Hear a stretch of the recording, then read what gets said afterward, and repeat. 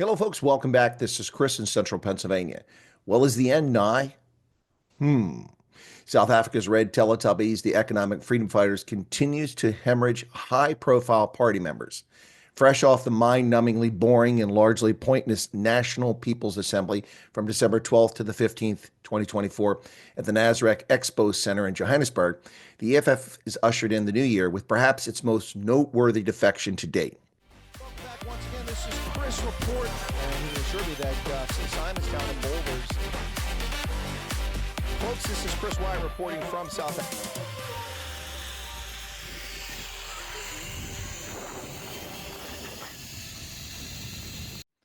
Ndlozi has resigned as an EFF MP. You remember him, the guy standing on the stage in Senegal singing, "Burn the Boer, burn them out." Yes, and we saw all of the farmland destroyed. The exodus from Malema's vanity project began with its deputy president, Floyd Shivambu, who left the party that he co-founded to join former President Jacob Zuma's Mkhonto party. That was followed by MPs Mzwanele Manyi, the disgraced former public prosecutor advocate Busisiwe Makwabene, and Fana Mokoena, who left Malema's party. Also, another high-profile departure, former EFF chairperson and advocate Dali Mpofu is long gone. In the May 2024 elections, the party performed dismally, dropping from 10.7% when they claimed they would become the largest opposition party to just 9.52%, single digits. Not only is Malema losing support, he cannot even attract others to backfill the departures. He's admitted that he attempted to recruit former Democratic Alliance member and Ziluva leader Bongani Baloyi, but he failed. Baloyi chose Zuma over Malema. With Malema, it's usually his way or the highway. He's also known for contradicting himself, not to mention the litany of legal imbroglios he gets himself into. Juju's arrogance was on full display back in August of 2024 in a press conference where he was cocky and dared his members to leave because we have no reason to beg anyone. Well, perhaps you do, my friend. It appears ever more EFF members are taking his sound advice and, well, leaving.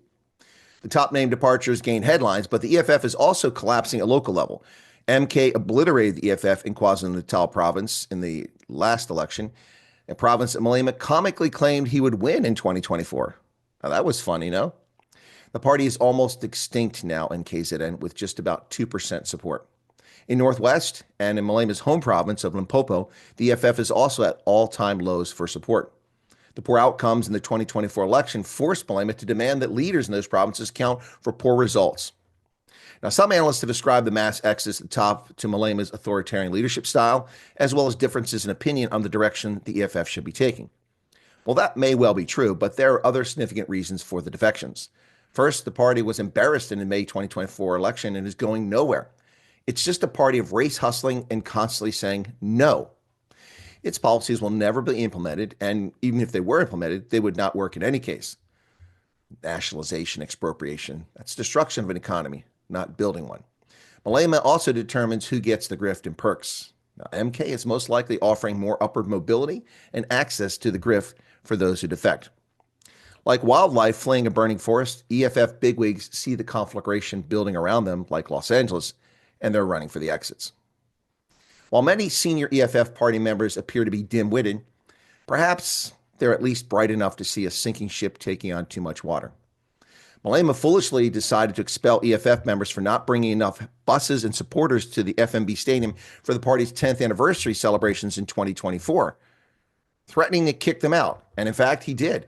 By kicking out over 200 members, or around 10% of those holding public office, Juju made it abundantly clear that the rank-and-file members should never deign to think that they could rise within the party or become the party leader. And with that ceiling in place, people are not happy. So is this the end of the road for the red Teletubbies? Folks, don't write them off.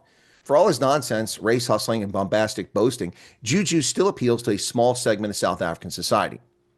MK missteps, almost certain to frequently occur, could lead to a flood of supporters back to the EFF if Malema could only grow up. Now, to date, no one has ever confirmed who exactly has been funding the EFF and Malema's $10,000 suits, his Range Rovers, and his Breitling Swiss wristwatches. So long as the party's undeclared illegal funding sources remain a secret and they keep pumping in the money, the party will survive, albeit in a smaller form. The EFF is Julius Malema's vanity project, and it's always been about juju, nothing more. The rest is just window dressing to prop up his fragile ego. No party can last forever when its leader has a messiah complex. But folks, South African politicians are like a flight of phoenix. They come back from even the most outrageous scandals and failures. Look at Suma, rape accused, the arms scandal in Conla, the list goes on and on. That alone means that juju could still fly. But like Icarus, if he goes too high, he will lose his wings. And what say you, South Africa? Happy New Year.